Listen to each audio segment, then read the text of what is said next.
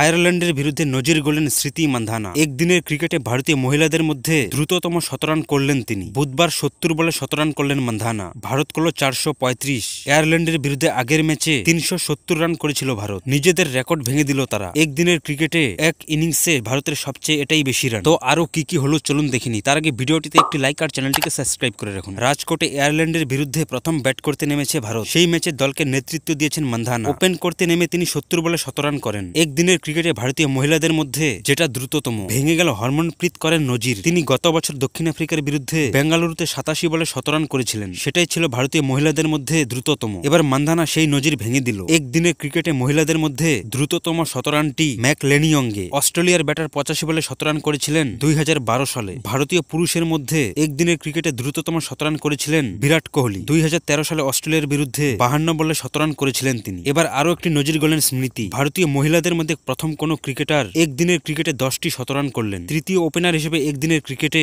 ১০টি শতরান করলেন তিনি। মান্ধানা ছাড়া লেনিং করেছে ১৫টি এবং সুজি ব্যাটসের ১৩টি। একদিনের ক্রিকেটে ২ অঙ্কের শতরান রয়েছে। গত বছর একদিনের ক্রিকেটে ১৩টি ইনিংসে ৭০০ রান করেছিলেন মান্ধানা। এক বছরে তিনি ৪টি শতরান করেছিলেন, যা একদিনের ক্রিকেটের রেকর্ড। মান্ধানার আগে এক বছরে মহিলাদের একদিনের ক্রিকেটে সর্বাধিক শতরান ছিল ৩। Meg Lanning ২০১৬, Nat Sciver Brunt ২০২৩, Sophie Devine ২০১৮, Sidra Amin ২০২২, Amy Satterthwaite ২০১৬ এবং বেলিন্ডা ক্লার্ক ১৯৯৭। তারা এক বছরে ৩টি শতরান করেছিলেন। এবার তাদের নজির ভেঙে দেন মান্ধানা।